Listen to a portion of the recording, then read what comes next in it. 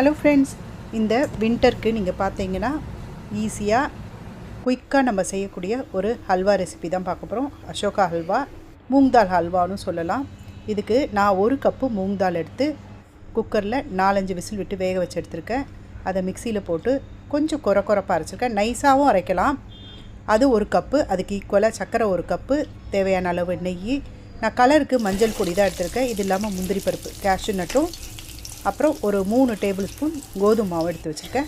First நெய் விட்டு நம்ம முந்திரி பருப்பை வறுத்து எடுத்துட்டு அதே நெய்யில் நம்ம எடுத்து வச்ச கோதுமை மாவை நல்லா செவக்க வறுத்துக்கிறோம். ஆனால் இதை நம்ம ஸ்லோ ஃப்ளேமில் தான் வச்சு வறுக்கணும். அப்போது நல்ல மணமாக இருக்கும். அதே நேரத்துக்கு கருத்து போகாது மாவு. அதுக்கப்புறம் நம்ம வேக வச்சு அரைச்சி வச்சுருக்கோம் இல்லையா மூங் தால், அதையும் அந்த கோதுமாவு கலவையிலேயே வறுத்து வச்ச கலவையில் போட்டு நல்லா நம்ம கொஞ்சம் நேரம் கைவிடாமல் கலந்து விட்டுட்டே இருக்கணும். கலந்து விடும்போது பார்த்திங்கன்னா கொஞ்சம் எண்ணெய் பிரிஞ்சு வரும். எண்ணெய் பிரிஞ்சு உங்களுக்கு இந்த பச்சை வாசனை கொஞ்சம் போன மாதிரி இருக்கும்.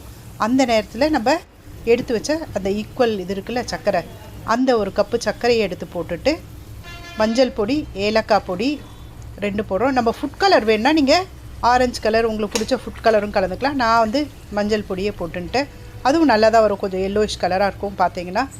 அப்புறம் இதெல்லாம் போட்டு நல்லா கலந்துருக்கும் போது எண்ணெய் பிரிஞ்சு வரும். அதுதான் நமக்கு கரெக்டான ஹல்வா கன்சிஸ்டன்சி.